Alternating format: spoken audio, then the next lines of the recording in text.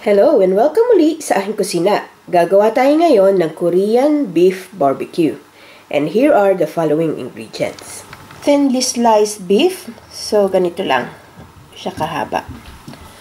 Thinly sliced carrots, brown sugar, soy sauce, finely chopped spring onions, garlic, minced ginger, black pepper. Gagamit tayo ng sesame oil, pear, and onion.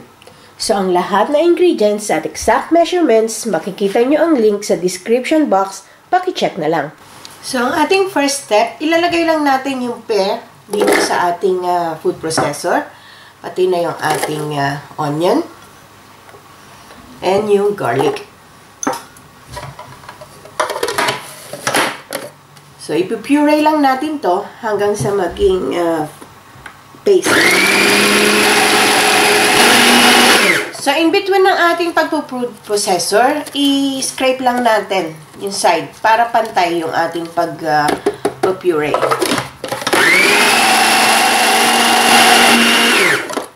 So, ayan. Pagka ganitong puree na ang ating onion and pear and garlic, pwede na ito. So, kung wala nga pala kayong minced ginger, you can add it here.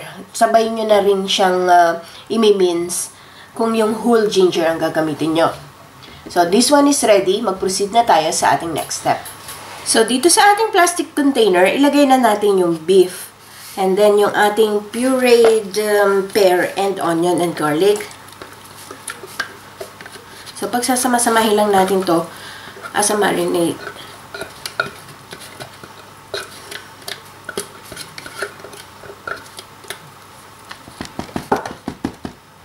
Yung ating finely chopped spring onions, sugar, brown sugar, soy sauce. Ito yung soy sauce, pwede nyo dagdagan kung medyo matabang. And yung ating minced ginger, pampatanggal lang ng lansa. Yung ating black pepper, at yung ating finely chopped carrots.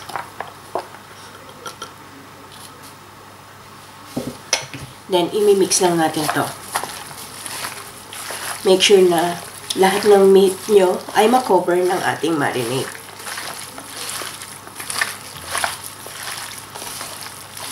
So, I've learned na yung ating pear, it will serve as meat tenderizer. Yung ating sesame oil, bango. Then, continue mixing hanggang maging evenly distributed na ang ating marinade. So, ayan. Well incorporated na ang ating marinade. So, we will leave this sa fridge for a minimum of 4 hours.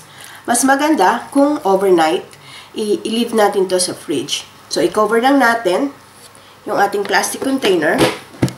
Then, lagay na natin sa fridge. So, after we marinate yung beef overnight sa fridge, so, pwede na tayong magluto. So, there are 3 ways how to cook this. Pwedeng grill, or pwede nyo i-grill sa oven, or sa barbecue. So, gagamit tayo ngayon itong teppanyaki grill. So, make sure yung ating, i-preheat na natin to. Ang temperature nilagay ko lang sa number 3.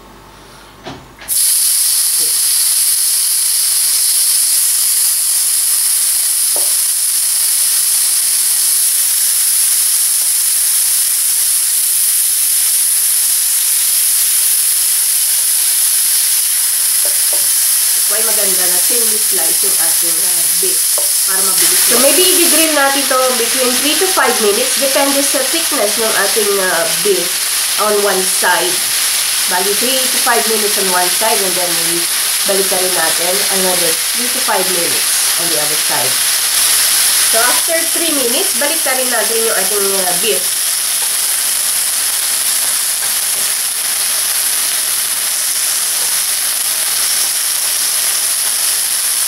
So, wala namang exact time kung paano natin lutuin ito. I-bullseye nyo na lang.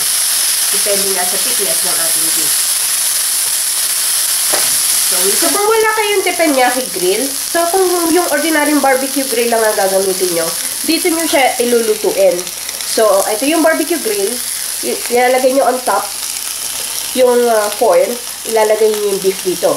So, ganun din ang process para hindi masunog ang ating beef. So, this one is ready. Pwede na natin itong hanguin. So, eto na ang ating Korean beef barbecue. So, itong recipe ito, gagamitin din natin sa iba pa nating future Korean recipe, like yung bibimbap. So, sana magustuhan nyo itong recipe na ito and share it with your friends. Hanggang sa susunod kong video, magkita-kita ulit tayo. Salamat! Bye!